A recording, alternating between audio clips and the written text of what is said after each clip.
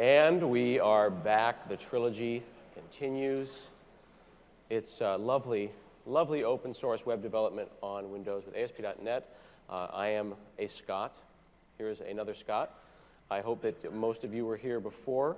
It was amazing. If you were not here for the last talk, I mean, like Prince came out and he did like a little impromptu set from some unreleased music and stuff. It was so amazing. He's just such a cool guy in person. Sorry you missed that. Also, the recording was lost, unfortunately. Yeah, feel good about that.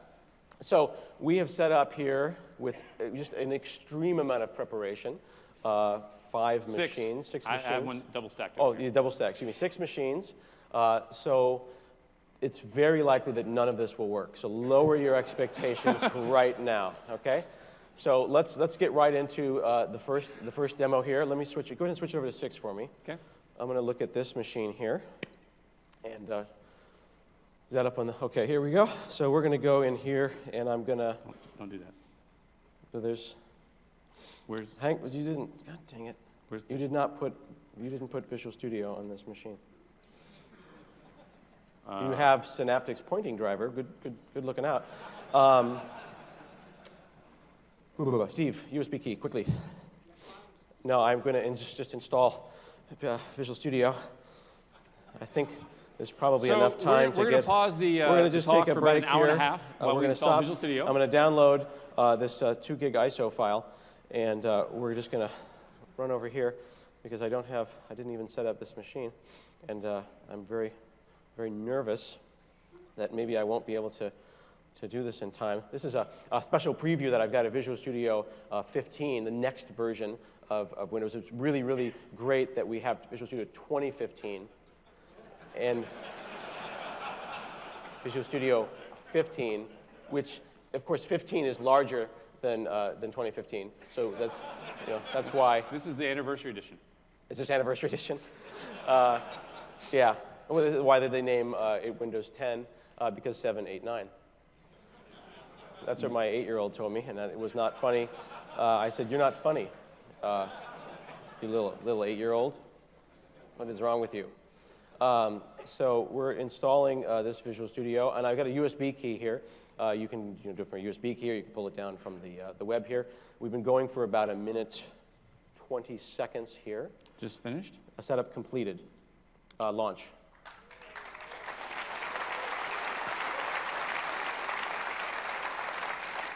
Just hit start. I think this part takes longer than the installer. I think it might actually. Oh, actually, no. Hey! There you go. That was about 1 minute 40 from no Visual Studio to a Visual Studio. Off of a memory stick. We installed Visual Studio off a memory stick in 1.5 minutes. I'm going to keep that for myself. And this is about not just acquisition of acquiring .NET or acquiring Visual Studio. It's about getting people into Visual Studio, getting them into .NET, getting them into ASP.NET that maybe hadn't gotten into that before. There have been a number of times where I know I have run a hackathon. Maybe I've gone to a school and taught people how to do things in C#, and it was like, hey kids, you excited about computer science? Let's get this 2 gig ISO and then reboot our computer 6 times. And imagine that I'm going to be able to go in there with a flood of USB keys. I'm like, you get a Visual Studio, and you get a Visual Studio. And 1.5 minutes later, they're going to have VS. And then we're going to have web applications running. But let's say we don't even want to use VS. We'll go out to the command line. We'll type .NET new, .NET restore, .NET run, and we've got hello world running. And we've done the whole thing in just minutes. That is the goal. That is coming. I think we've got our heads screwed on straight this time, and I'm pretty stoked about it. So let's talk a little bit about some of the context. Where did our remote thingy go? The clicker, the Java clicker. Let's talk about ASP.NET and some of the context, and then we'll do some demos. Is that okay with you? Sounds great. Okay, so a little bit of context here. You've got ASP.NET 4.6 in that upper left corner there. That's web forms and MVC. That's the ASP.NET 4.6 that we just released. It is mature. It runs on .NET Framework 4.6. And of course, we've got innovation happening at the compiler level with things like Roslyn. So even web forms developers can go and do things like asynchronous model binding and C# 6 and 7 features. And there's innovation happening that everybody gets no matter what. Now, there is ASP.NET Core 1.0, right? The essence of ASP.NET that is a unified framework. You can get a lot more detail if you go and check out Dan Roth's deep dive tomorrow, which is going to be fantastic. And that unification is the unification of MVC and Web API. So there is just one controller class. You derive from controller, and a MVC controller is a Web API controller. OK, here's where things get interesting. See, I can use the clicker. You have to point it. This is body English. It's like bowling. So .NET Core 1.0 runs on Mac, Windows, and Linux, and it has .NET Core libraries. But notice that ASP.NET Core spans those two frameworks. This is really important. A lot of people think that the road has forked in a scarier way than it really has. You can run ASP.NET Core 1.0, this new framework, on .NET 4.6 and the same way as before. Windows is still our friend, and we want to make sure that ASP.NET is absolutely best on Windows. Yes. You can also, if you choose, run it on .NET Core 1.0. So that is a really great way to express that, I think. These things are released. They were released. So remember that 4.6 is happening. We just saw a release of 4.62. The full framework marches on with lots of cool new stuff. And as we saw in Scott's .NET Core session and .NET session, all up, that we're going to see innovation at those levels. Now, these things are open source. That means fully and completely open source, and we talked about what a great thing that is, and we've got contributions coming in from all over, and it's crazy. Cats and dogs living together, and mass hysteria, and we've got Red Hat on stage, and we've got Bash in Windows, and at the end of the whole thing, Satya's going to come out and go, gotcha. Made you all come to California, and for the greatest April Fool's joke ever. 10 years in the making. We made a foundation. We bought Xamarin. Just, Microsoft got me. Ooh, you're so good. So good, Microsoft. This slide, actually, that slide is wrong. No, go back to this slide. This slide is great. ASP.NET 5. We should actually talk about that. Let's talk about that for a second. So ASP.NET 5 was the original name because 5 is bigger than 4.6. But that also implies that it has more functionality in a way that we did not express. It has different functionality, but it has been pared down to its core. It is totally modular, but it doesn't have some of the weight and the things that you have on the full framework. Well, also it doesn't have the same capability sets as ASP.NET 4x does today. So for example, things like SignalR, web pages, they're coming. So if you're a SignalR web pages customer, those things are coming in ASP.NET Core, yep. But they're going to come a little bit after RTM. We're just trying to get the thing out the door. And so we renamed from ASP.NET 5 to ASP.NET Core 1, trying to imply that this is not the next thing that has more stuff than the previous thing. Right. It's actually a new thing. It's slightly different, and it doesn't have all the stuff yet. But hopefully in a 1.1 or a 1.2, we'll start getting some of that parity back. And then one day, when it's called ASP.NET Core 4.6, it'll be done. We'll be done, and then we'll quit. Now, here is an interesting thing. Oh, and that's really cool. I want to point out that I did a lot of the animations myself. And the note there from the person that did the animations, pay no attention to that. Animation A from client. I did this animation. Sorry, I didn't scrub that. I did a bad job. I apologize. I realize I'm in California. If there's any vegetarians here, that I'm going to use a meat-based analogy. So I just want to make sure that there's just aware of that. Now, I'm not a big meat person, but how do you like your ASP.NET? Okay? Do you like well done? If you like it well done, you get Visual Studio. You know that it's baked. I don't know if people bake meat. But then you go to NuGet, and you can be well assured that it is good stuff, and you're probably not going to get Salmonella or E. coli from Visual Studio. But if you like medium well, you find it to be a little bit more tasty, gives you a little bit more to think about, you like to chew on it a little bit, you can check out our CTPs, our Community Technology Previews, and our betas and things like that. You can go medium if you like. Look at our continuous integration drops. You switch from NuGet to MyGet, which is our own kind of private NuGet. And if you want your own NuGet in the cloud, you can go and get that at MyGet, or maybe at another location soon. Medium rare, this is where my wife will not eat this because she's afraid that it's bleeding still. You've got build from source. Rare, you're talking about feature branches. That's like, you find your favorite dev, and you go and fork his or her code, and then you start building it because you're just a fan. That's pretty rare, and you're probably going to die. Now, It turns out I was in Australia, and there's a thing before rare. It's called blue. That's when they just smack the cow in the butt and they send it out. And I guess you write it home.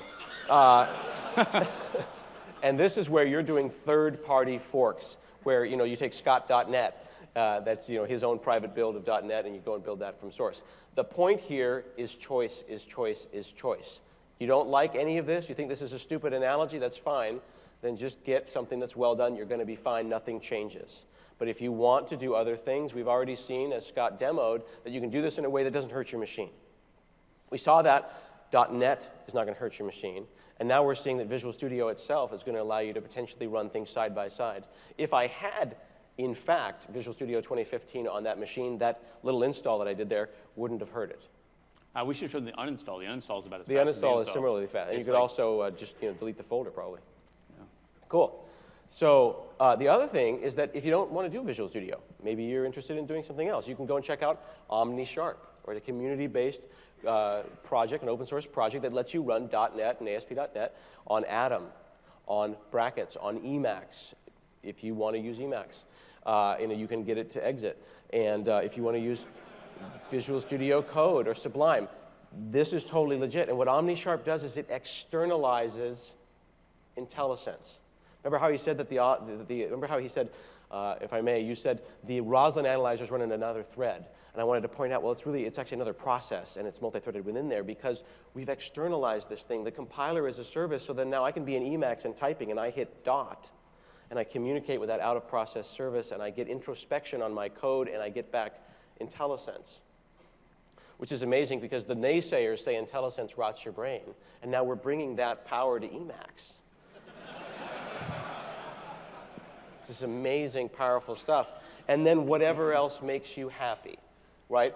People keep saying, when is Microsoft going to do this web framework that already exists? Or when are you going to prescribe me a way to do this web technology that already is happening? And we really believe that the web is doing these things, so maybe we should just get on board. So we're putting that support into the system. We're going to show you all sorts of cool stuff and some demos here. So let's switch over to your machine there, sir, and talk about some of the new focuses, because there's some other things that you're focused on in ASP.NET Core.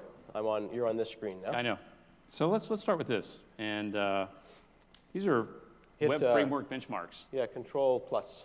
I was earlier, actually. Or do that. There we go. This is the Tech Empower benchmark. This is Tech Empower. You familiar with this benchmarking system? It's a very popular web benchmarking thing that's one of those things where you see some amazing numbers of things you've never heard of, and then you scroll to the bottom and ASP.NET's there, and you go, oh, kind of sucks. And I'm like, Scruffy? Scruffy is better than ASP.NET? That's unacceptable. Grizzly is totally kicking But what's interesting here, Scott, is like, isn't Node.js the fastest web framework? Is Node.js the fastest web framework? I don't know. Undertow is pretty sweet. Where's Node? Dart? Node. There we go. Down there at 287,000 requests a second. Now, don't disrespect Node. I like my Node. I like it too. Yeah. But the point is that there are fast frameworks out. Now, some of these frameworks are experiments. Some of these frameworks are academic. Some of these are examples where you're comparing Formula One cars and minivans and putting them next to each other and racing, and then saying, hey, minivans, man, they suck. So let's talk about where ASP.NET lands in this space. So first off, are we a minivan? I hope not. Not anymore. We're a Formula One car now. That's a bold statement, sir. Should Microsoft be making bold statements like that? Yes. All right. OK. So this is an empty ASP.NET Core application. And we want to show that there's not a lot in here. This looks actually like a Node application. Basically, there's an entry method configure here. Right. And I run a chunk of code here that writes hello world out to the screen. Right. And so if you look at that Tech Empower benchmark and we start running that benchmark on ASP.NET Core, the reason we get some awesome performance, and I'll actually show that performance before I run the demo here, is we'll go back here and look and see what our performance looks like. This is not going to scale very well because it's Power BI. So this is the Power BI dashboard. Yes. And then you just went in here, and this is real numbers, right? So this is a Power BI expression of those numbers. Yes. So then this allows us to running on similar hardware as the Tech around. Empower benchmark is. And you'll see that ASP.NET's running at Where's ASP.NET? Oh, we're the big one. 3.6 million requests a second there. 3.4? You just made this in Excel. This is real. Real. We run that same I thought we were at 1 point something million. We are. This is on better hardware than we run in our labs. This is we have a perf lab and we have the ASP.NET Team lab. The ASP.NET Team lab runs on some slower hardware. This is on some crazy hardware that matches what the tech and power. So wait, do we have a performance team? We have a perf team, yes. 3.4 million requests per second. Per second. But that's just hello. Well, yeah, clap for that. That's just hello world, though, right? That's not, I've only put several. That is hello world, but we also have taken things like big MVC applications. We have a port of Orchard, which is a CMS written on top of MVC that our team and the community has built together over the last couple of years. Their port to .NET Core sees a 10 times performance improvement for an MVC application. 10x. So your MVC application, when you move to .NET Core, should be 10 times faster than it was before, minus if you're talking to databases and web APIs and stuff like that. And we won't get into the actual details of that right now. Dan will talk a little bit about that. But there's historical context and things that were happening in 2001 that don't happen now that makes this possible. There's not just improvements in hardware, but in how we deal with memory, how we think about garbage collection, how we think about data structures. Memory is a big thing of this. And another part of this is, Scott had a slide earlier that said we're modular. In this case, I'm showing an ASP.NET application that has nothing but this code in it. Right, where are all the HTTP modules and HTTP handlers and web forms and all that stuff? None of that stuff is in here. In fact, if I do things like throw an exception. So is even, is MVC in here anywhere? There's no MVC. Okay. So you're going to throw an exception. If he had FX cop, it would tell him don't throw base class exception. In a typical MVC application, you would see a big yellow screen of death. Yellow screen of death right now. There's nothing. So you didn't include the error. We should probably make that a feature. You didn't include the error page. There is no error page. The error page is optional. This is modular ASP.NET. There is nothing here. Because error pages add overhead. And you don't really want an error page. No, I'm just kidding. The point is, if it's modular, you get to pick what you want. If you're trying to do a benchmark, you remove everything, right? This is why you take the helmet off when you ride the motorcycle. But if he wants to bring that in, he brings that in. If he wants to bring in static files, he brings in static files. If he wants to bring in MVC, he brings in MVC. If he doesn't like MVC and he brings in something else and he uses Nancy or a third-party project, because we're all on a level playing field and we just add ourselves to the pipeline. So now I've added app.use. Oh, and you added a developer exception page, because that's really where the error page should be for the most part. Which is different than the production error page. Is it a smiley face? I like it. It's the light blue screen of death. But it gives me developer-specific stuff. It tells me the headers that I want and all of the different background information. So but can I have my own, though? You can have your own. I mean, totally custom. It's middleware, so you can actually add anything you want to this middleware. If you want to replace any of our components, because we're not shoving them all in by default, as part of a monolithic framework, now it's all modular. You can just take any of our pieces, which are also open source. You can just take mine, change the colors, whatever, compile it up, and stick it in instead of ours. Mm-hmm. And think about that in the context of putting this in your company. You can have your company official error pages. It's all about modularity. And then everything's open source, so if you want to take one of our things, fork it, clone it, do something else different with it, you can do that. What are you doing now, sir? So in my www folder, I have this index.html. Right, notice that www root is now moved down one. You don't just drop HTML files in your root now. There's a difference between the server-side build and the client-side build, right? Typically with ASP.NET, you start cluttering your root of your project with folders and things like that.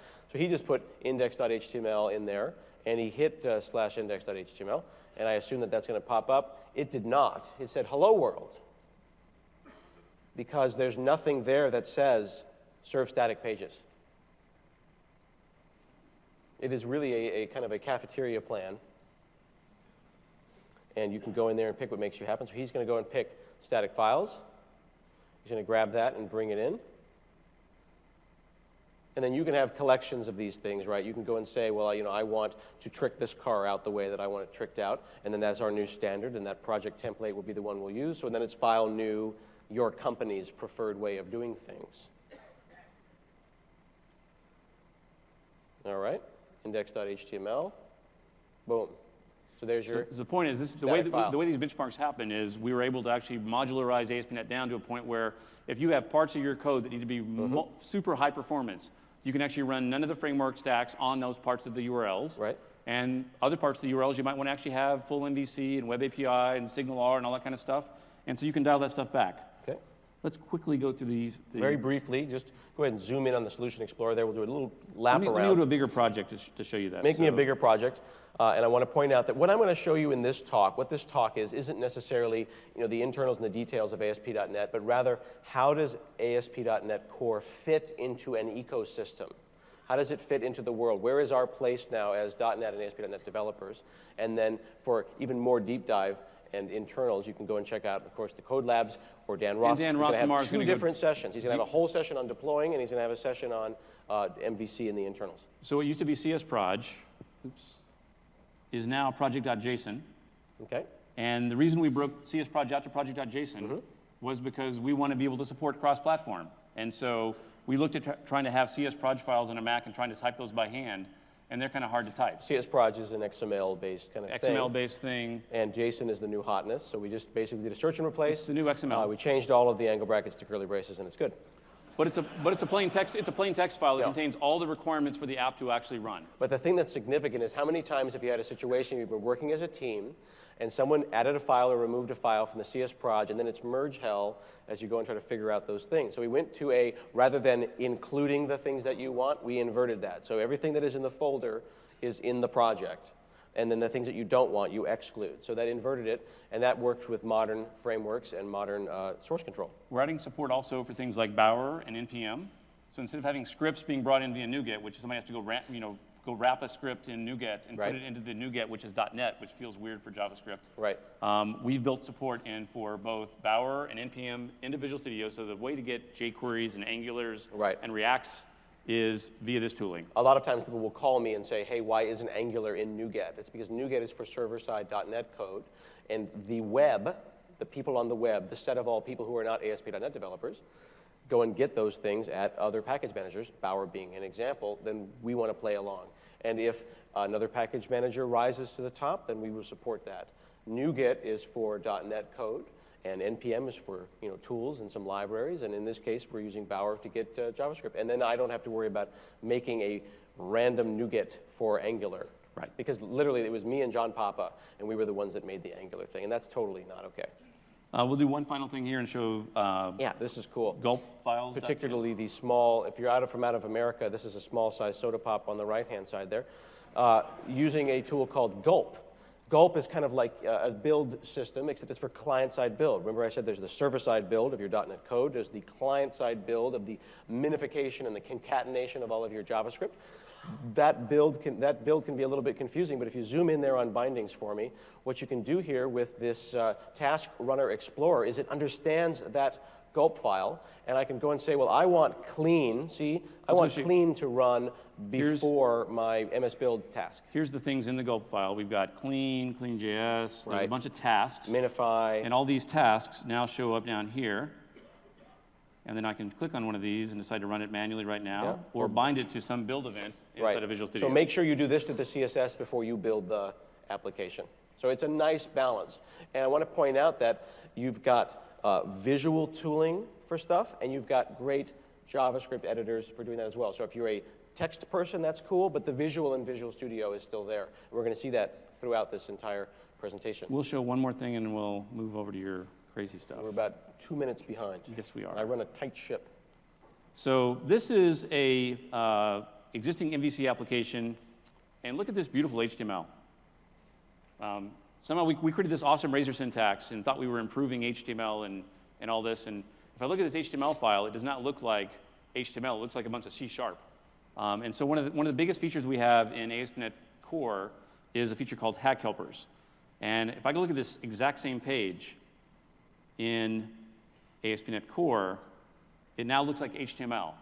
And this is super important because as we started trying to build Angular and React apps with ASP.NET, Mads Christensen on our team who builds these awesome HTML and CSS editors, we lost all those features because we were in C# all the time.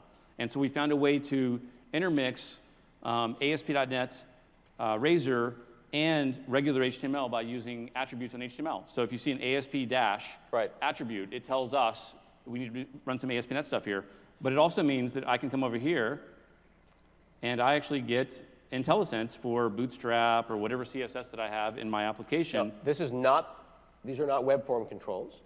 These are smart tags that make code that looks like that, which it provides a little bit of context switching, look more like this.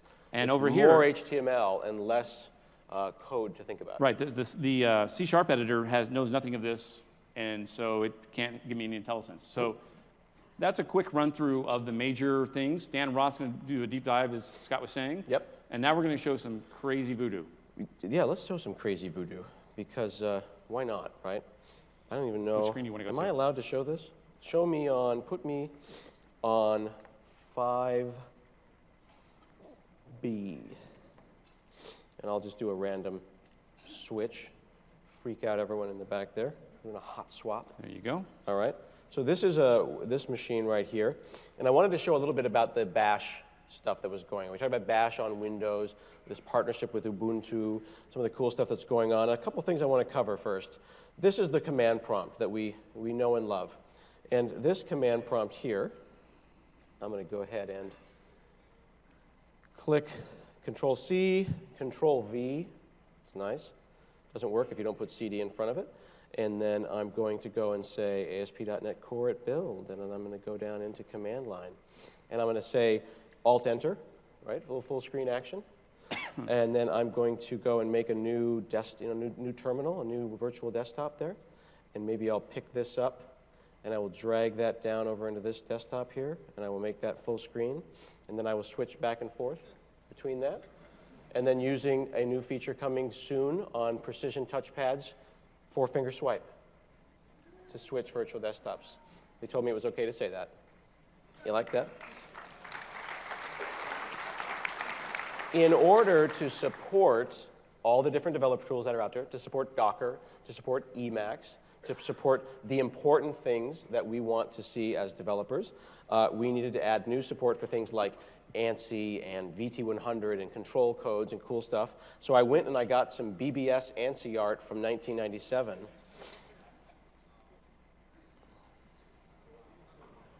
Hang on, don't clap yet because it doesn't look right. Why does it not look right? Well, because terminals were 80 characters wide. So I gotta get it exactly right. That's a good one.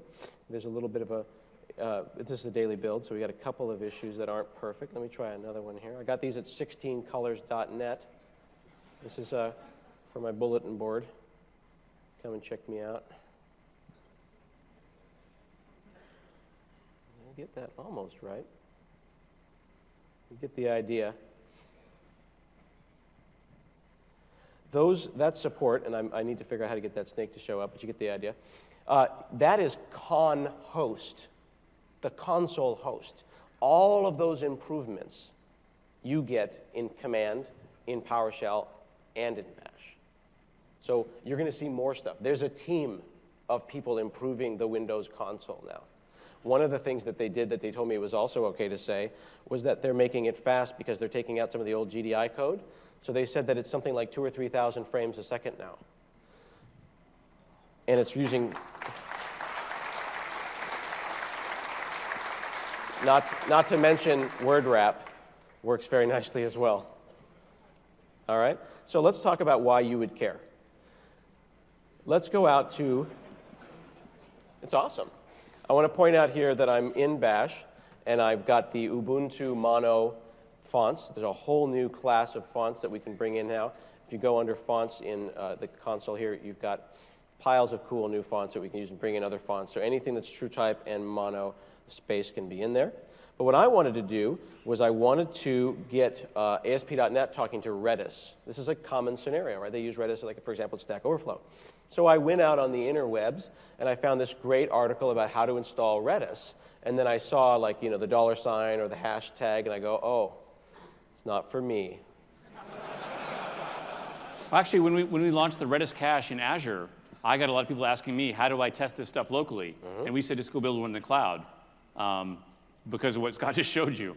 It's kind of hard to run it on Windows. Right. Now, you could go and find a fork of Redis that's the one, Windows one, but in this case here, you might want to go and do this. So you have real apt-get, right? Apt-get is or apt install is the way that you get packages on Ubuntu, but in this case, there isn't a Redis in the Ubuntu app, so I needed to go and add a couple of lines of code here, and what I did is I just went in and added these lines into this .deb.list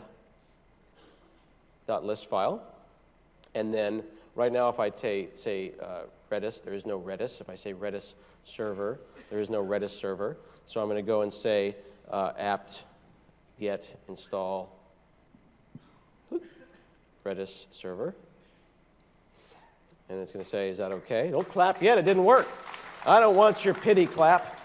We don't know if it's going to work. Don't tease me, right? Who knows? This whole thing could go south, and then you've got a wasted a clap.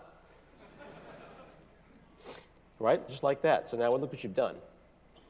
Feel bad about yourselves at this point. So there's 64-bit Redis running in standalone mode that I did an apt-get on, and it's running on Windows. Don't clap yet. So here I'm going to go in, and I'm going to go and grab the Redis cache stuff for ASP.NET, and I'm going to just run this little app. I'm talking to localhost, okay? So we're in Visual Studio. We're doing some ASP.NET. I'm going to put ASP.NET over here. I'm going to put Redis over there. And I'm going to go and say something like, set value. This is going to return some JSON. I'm going to try to do it like this. And I'm going to say set value, foo-bar, and we'll say set Scott/Hunter. Okay?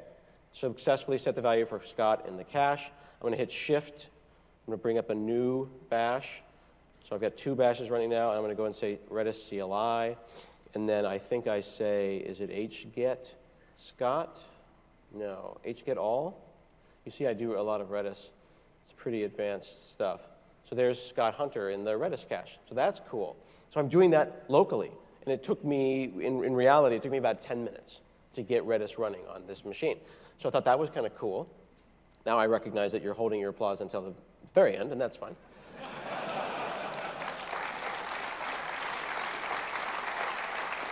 And everyone's like, he started ordering us around, and I don't really know.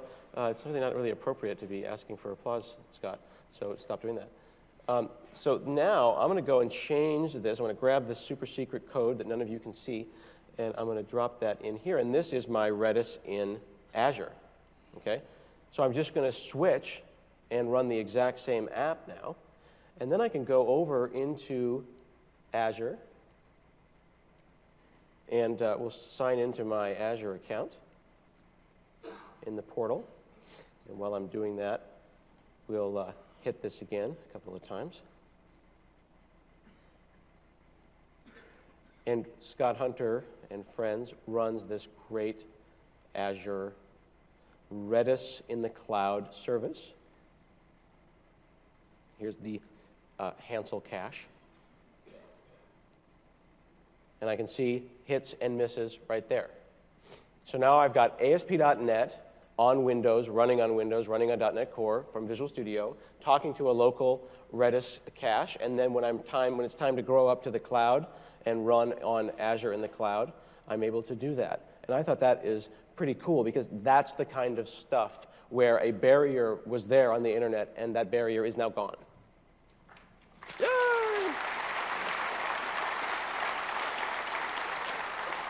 So another cool idea that I thought, because you just don't think about why you might want to do this until you do it, I had my buddy go and take this Raspberry Pi here running Windows 10 IoT Core, not running Raspbian, and he got an ARM build. He went and took the code for .NET Core and built an ARM version of .NET Core and then ASP.NET on the thing. And then I'm going to go now, and I'm on my desktop machine right here, and I need to get his password, which is a really hard word. Where did I put that? He's He's Polish, and I don't know how to type that in. So now I'm going to go enter PS session, and I'm going to go and talk. So I'm going to remote from PowerShell. I'm going to go using WinRM and remote over into the Raspberry Pi.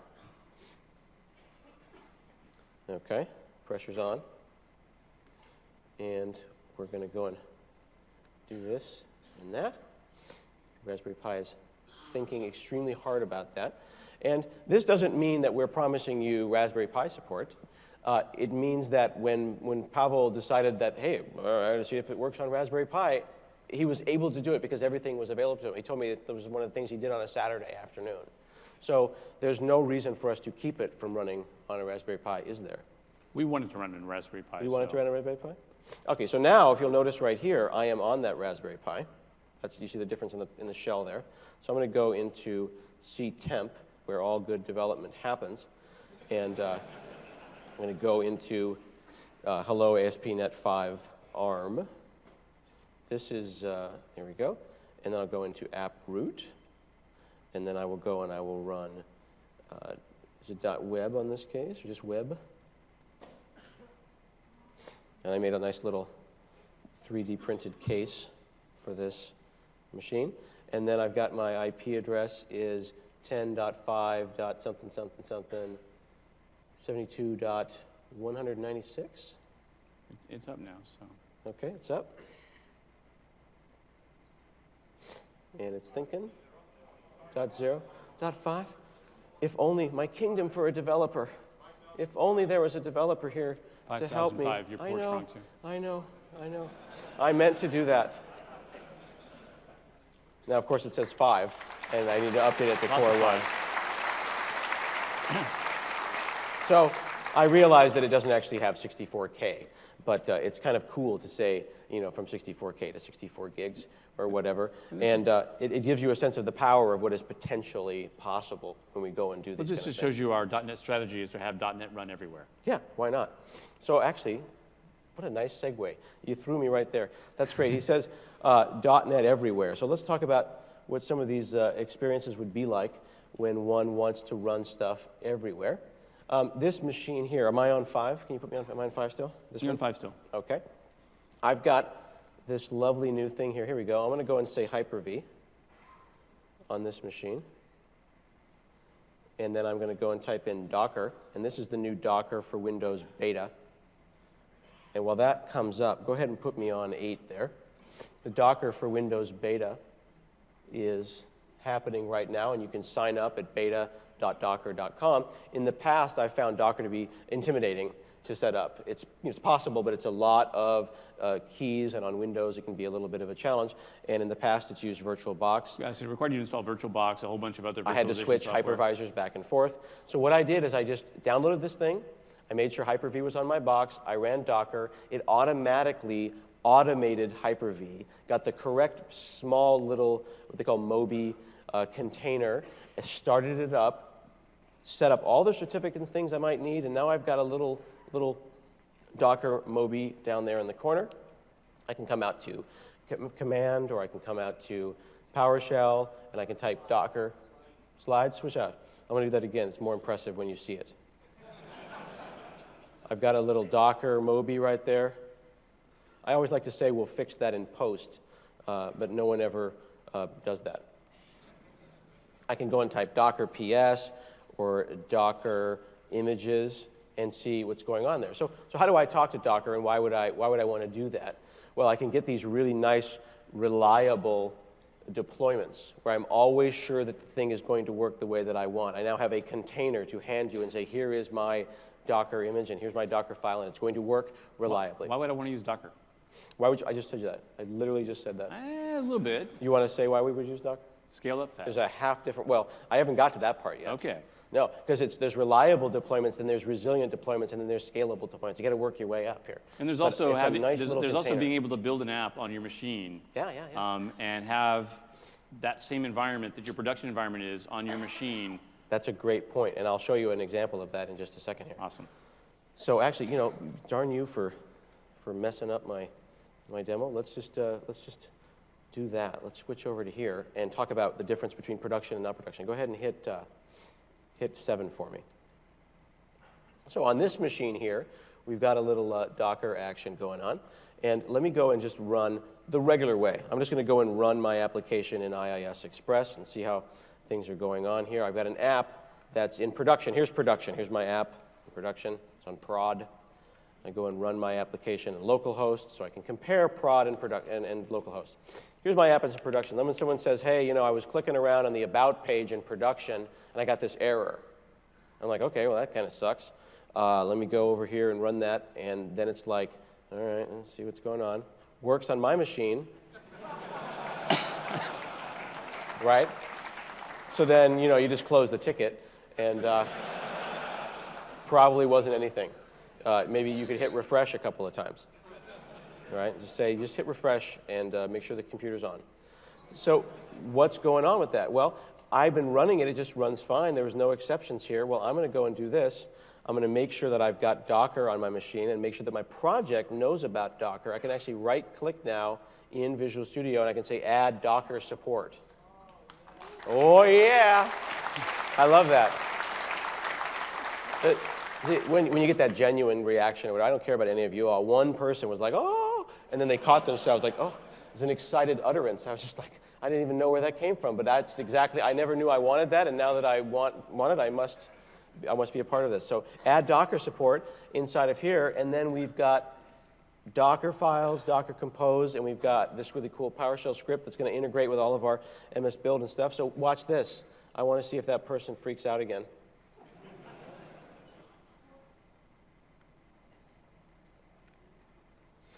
Okay, so we're going to hit go and do it. Starting the containers.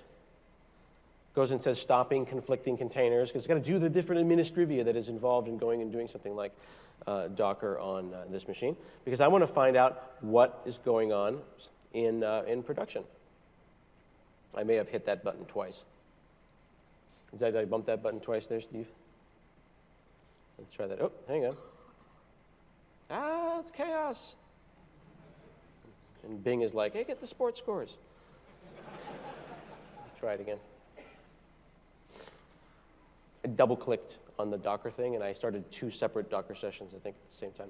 So it says stopping conflicting containers and using port 80. You see it's integrated inside there in the output, and it's going and figuring out the different layers that it has to do within Docker. So you've got integration with these Docker tools. It's not that hard, and you're going to have that integration in Visual Studio. Visual Studio will know that Docker is a thing.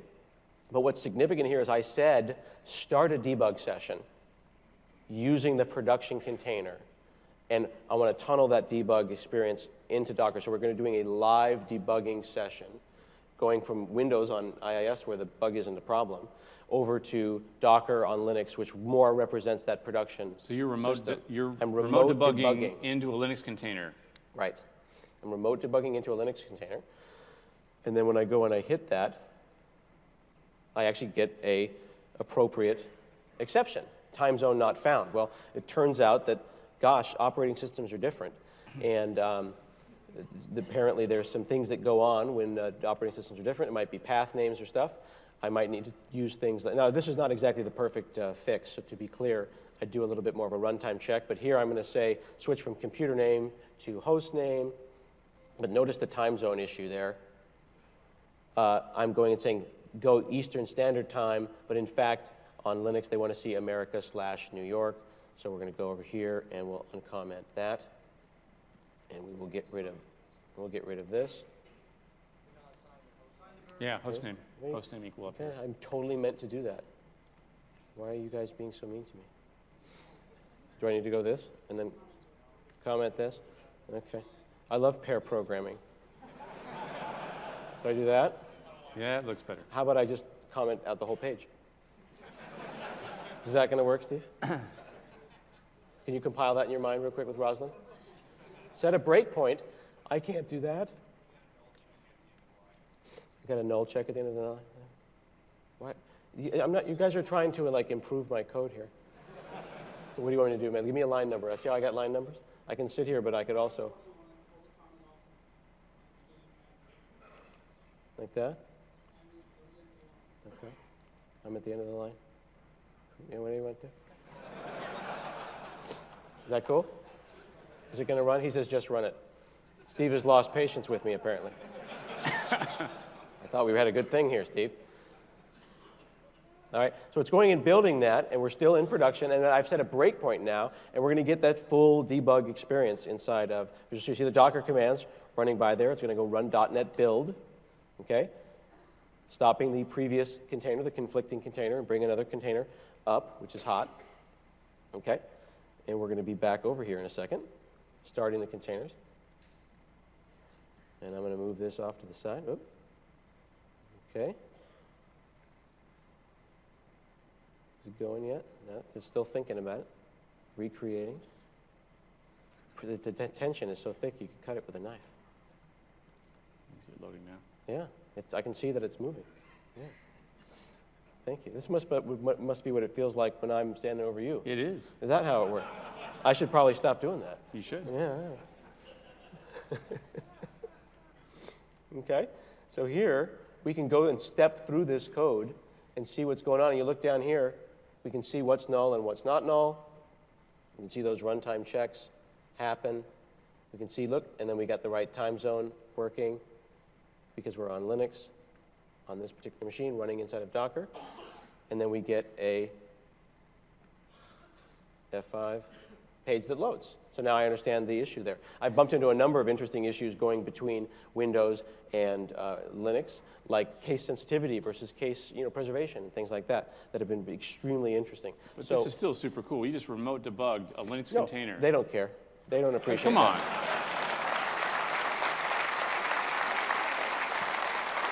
Now, I talked to Jeffrey Snover this afternoon. He was talking about how we're going to have that Docker ASP API support for Windows containers, for Windows Hyper-V containers. They're going to be more isolated. So this was Docker on Linux using the new beta of Docker for Windows. There's some great stuff coming. Again, these are daily builds and daily bits, but this is the direction that we're heading. And we just remote debugged a Linux VM running .NET Core all on one machine right now. And of course, as you said, we'll do containers on Windows, and they even have more secure containers on Windows. Yeah, Hyper-V containers, exactly.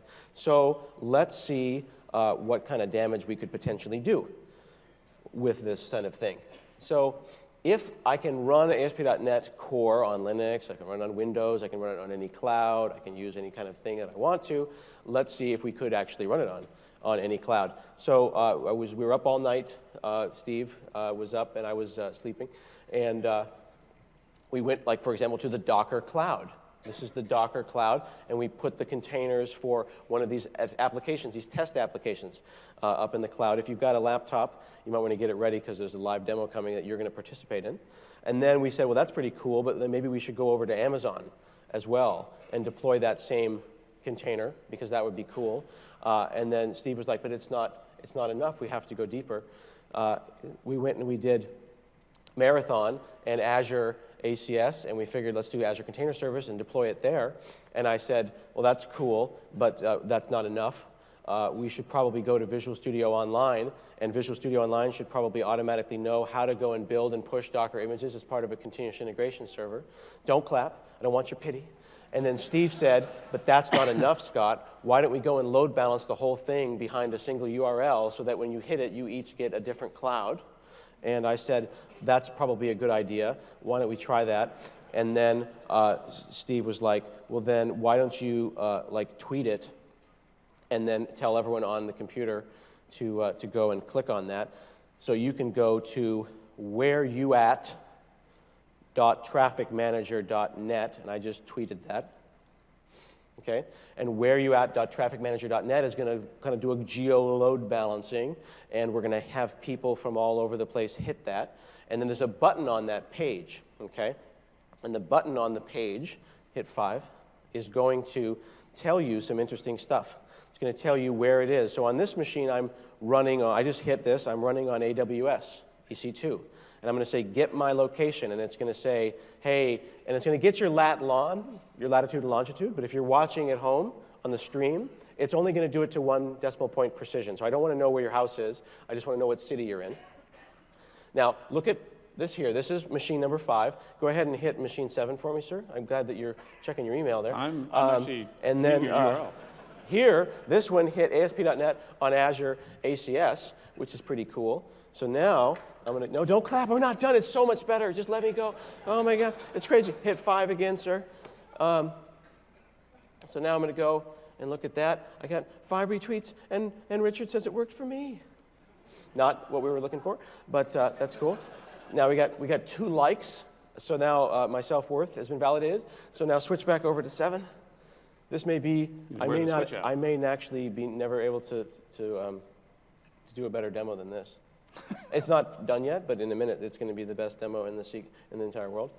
I'm going to hit /super secret, and now we're seeing people from all over the world hitting the site, and I'm putting down the pin of which cloud that they're on, and it's happening right now in real time. And if I go and hit refresh, we'll see some more people, and they're going to keep bouncing around the world.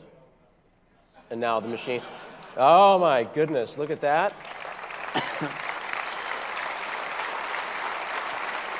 And then Steve said, but that's not enough, Scott.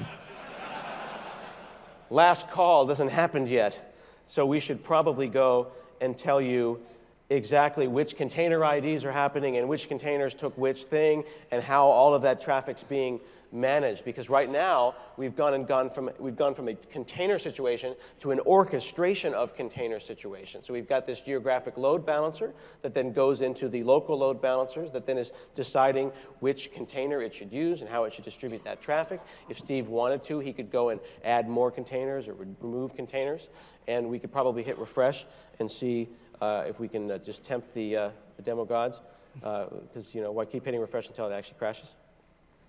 And then I'm going to go over here and see how many, I've got 78 retweets. Oh, my goodness. So it's getting bigger and bigger and bigger. So let's go and see if we can find out. Look, someone's in Chile.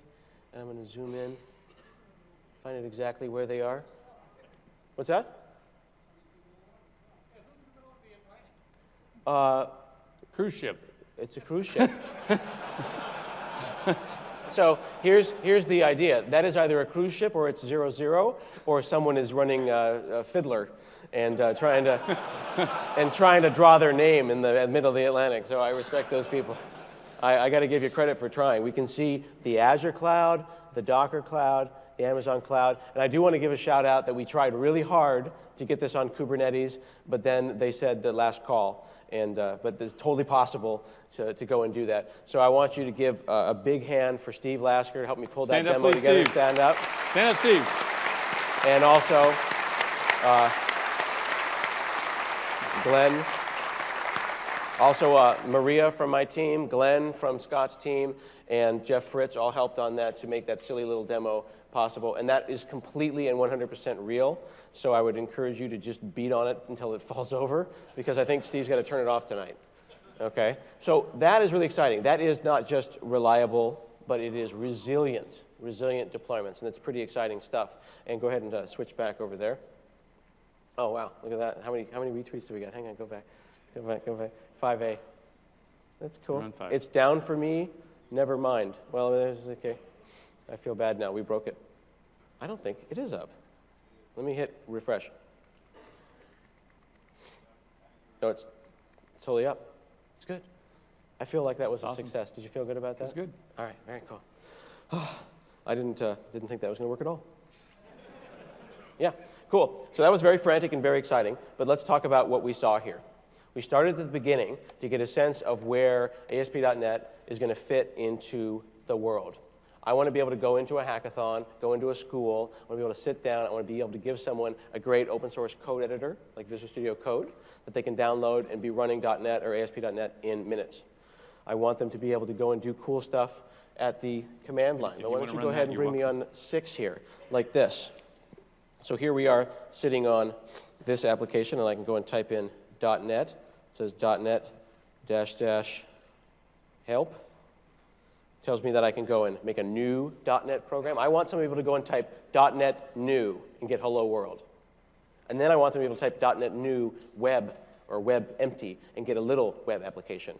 And then a slightly larger web application, and then one that's more like a Visual Studio template. And then I want them to be able to open it up in whatever editor makes them happy, or Visual Studio, which they will be able to install in minutes. Type code dot there. Type what? Code space dot. Code space dot. it's going to automatically pick up that folder. And now we're here. And you see down there in the corner, OmniSharp is running. You want me to do the Ignore restore? that. No, just ignore that. Ignore that. That doesn't make for a good demo when you say ignore that. And I start typing something, and I get IntelliSense inside of a great open source editor. This is actually written in TypeScript, using the Monaco framework there. I can then go and take a USB key and get full Visual Studio soon, a modular Visual Studio. One of the things we didn't dig too much into was the idea that I could say, I want this Visual Studio to do F# and web programming and Python. A lot of us forget about that kind of stuff. You can close that and actually run the app. That's actually ASP.NET on .NET CLI. So this is .NET CLI, just say .NET Run. You can do a restore, a build. .NET Build. Previously compiled. Yep. .NET Run. Okay, and there you go. That's self-hosted. And then let's run it on 5000. And one of the demos that we like to do sometimes that's a lot of fun is to go and take something like that and say .NET Publish, pack everything up. Remember we said that where do you get that .NET Framework? You get it with the application. We could go and we could get the Mac version of this. And that USB key, I could go and put that project on that USB key, and I could grab a Mac out of the room here. And we could run it directly off of the USB key. So there's not much more that we can do generally to explain to you that we're really not kidding, is there? You know what I mean? Like, that should be a new thing. Like, .NET, totally not kidding. That's not an approved marketing thing, but I think it's really important to remember. So let's talk about some of the great stuff that you're going to be able to explore. We've got the third part of the trilogy coming up after this. We've got the future of C#. We've got Mads and Dustin. I'm going to talk about that in the Return of the Jedi part of this trilogy. And then tomorrow we've got Rowan, who owns Entity Framework, and he's going to talk about Entity Framework Core.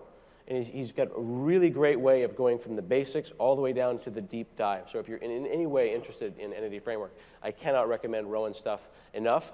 And I would encourage you to check out his blog, because he has these amazing presentations in a box that we're going to try to emulate, which means that if you want to go and teach EF Core or ASP.NET, you'll be able to do that.